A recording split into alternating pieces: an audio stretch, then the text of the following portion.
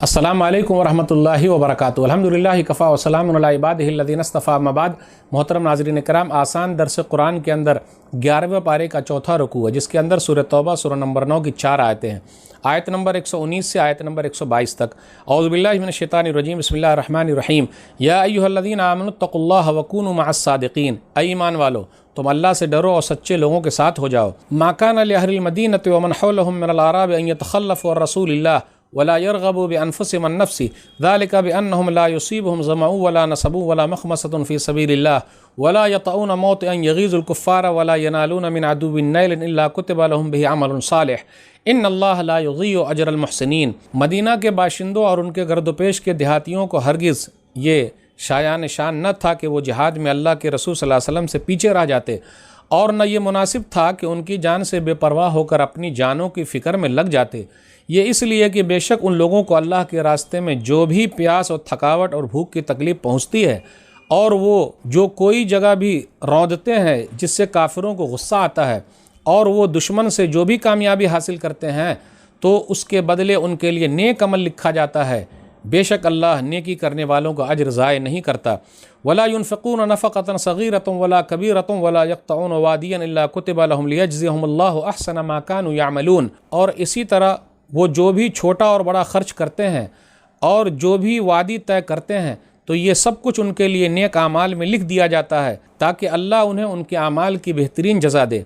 वमा कानल मुअमिनून लियनफ़िरू काफ़्फ़ा फ़लौला नफ़र मिन कुल्लि फ़िरक़तिन मिनहुम ताइफ़तुन लियतफ़क़्क़हू फ़िद्दीन वलियुनज़िरू कौमहुम इज़ा रजअू इलैहिम लअल्लहुम यहज़रून।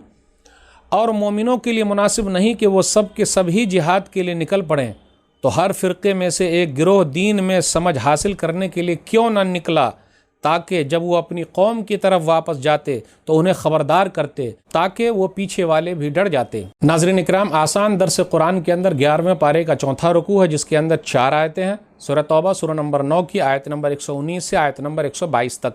अब गौर करते हुए चले, आयत नंबर 119 के अंदर है, या अय्युहल्लज़ीना आमनुत्तक़ुल्लाह वकूनू मअस्सादिक़ीन। ऐ ईमान वालो, अल्लाह से डरो और सच्चे लोगों के साथ हो जाओ। सूरह तौबा, इस सूरह का नाम रखा गया क्योंकि 3 आदमी की तौबा कबूल हुई। काब बिन मालिक रज़ियल्लाहु तआला अन्हु, हिलाल बिन उमैया, मुरारा बिन नबी रिज़वानुल्लाह अलैहिम अजमाइन। ग़ज़वे तबूक से ये लोग पीछे रह गए, 50 दिन तक सबसे बाइकाट रहा। उसके बाद अल्लाह ताला ने आयत उतारी और उनकी तौबा कबूल फरमाई। उसके बाद से ये कहा जा रहा है, ईमान वालो, तुम अल्लाह से डरो और सच्चे लोगों के साथ रहो। इसलिए मेरे भाइयों, सच्चाई का रास्ता ज़रा कठिन है, लेकिन वो रास्ते पर अगर हम चलेंगे तो एक न एक दिन जीत सच्चे लोगों ही की होगी, इसलिए घबराने की ज़रूरत नहीं है। उसके बाद आगे ये कहा जा रहा है, इन्नल्लाह ला युज़ीअु अजरल मुहसिनीन। अल्लाह ताला मुखलिस लोगों का अजर ज़ाय नहीं करता। गौर करने की बात है, लोगों को चाहिए कि नबी सल्लल्लाहु अलैहि वसल्लम का साथ देते, क्योंकि अल्लाह के रास्ते में जो ये लोग काम कर रहे हैं, सहाबे कराम जो लगे हुए हैं, मुसलमान जो लोग लगे हुए हैं, अल्लाह ताला किसी का अजर ज़ाय करने वाला नहीं, सबको बेहतरीन बदला देने वाला है। अब उसके बाद ये कहा गया, लियजज़ियहुमुल्लाहु अहसना मा कानू यअमलून, ताकि अल्लाह उनके कामों का अच्छे से अच्छा बदला दे। तो जो कुछ अल्लाह के रास्ते में खर्च करेंगे, चाहे छोटी चीज़ हो बड़ी चीज़ हो, तो अल्लाह बेहतरीन बदला देने वाला है। आयत नंबर 122 पर गौर कीजिए, फ़लौला नफ़र मिन कुल्लि फ़िरक़तिन मिनहुम ताइफ़तुन लियतफ़क़्क़हू फ़िद्दीन वलियुनज़िरू कौमहुम इज़ा रजअू इलैहिम लअल्लहुम यहज़रून। इसमें इल्म की अहमियत है और उलमा की अहमियत है, यानी एक जमात होनी ही चाहिए जो जमात निकले और उसके बाद वो तफ़क़्क़ुह फ़िद्दीन, दीन की समझ हासिल करे, और उसके बाद वो लोग लौट कर आए ताकि अपनी कौम को डराए, ताकि लोग डर जाए। इससे ये पता चला कि कुछ लोग दीन का इल्म हासिल करने के लिए अपना घर बार छोड़ कर ज़रूर जाएँ, फिर अपनी कौम में आकर वाज़ो नसीहत करें। दीन के लिए सफ़र करना जायज़ है, इसलिए माशाअल्लाह आप देख लीजिए, तालिब इल्म पूरी दुनिया में फैले हुए हैं, इल्म हासिल करने के लिए जा रहे हैं। लेकिन बात यह है कि लौट कर अपने घर कम ही लोग आ रहे हैं, जबकि लौट के आना चाहिए। इल्म हासिल किया तो अपने वाले लोगों को सिखाना चाहिए। लेकिन देख लीजिए, मजबूरी है, और मजबूरी है भी क्या भाई, कमाई की मजबूरी है, फिर इसी तरीके से कारोबार भी तो चलना चाहिए।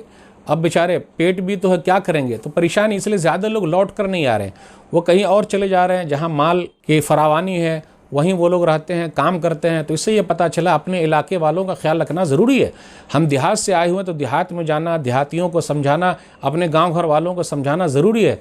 जो लोग माल की कमी के बावजूद भी इस काम में लगे हुए हैं, कुरान करीम की इस आयत पर अमल कर रहे हैं, ठीक है वो परदेश में है, लेकिन उनका दिल देश ही में लगा हुआ है, अपने लोगों में लगा हुआ है। وہ اپنے گھر والوں کی، اپنے گاؤں گھر والوں کی، اپنے علاقے والوں کی اصلاح کی فکر میں لگے ہوئے ہیں، اور یہی علم حاصل کرنے کا مقصد ہے جس پر عمل کرنا ضروری ہے۔ تو اس میں علم کی اہمیت ہے، علم دین کی اہمیت ہے، علماء کی اہمیت ہے، علم کے لیے سفر کرنے کی اہمیت ہے، اور دوبارہ لوٹ کر آ کر لوگوں کو سمجھانے کی اہمیت ہے۔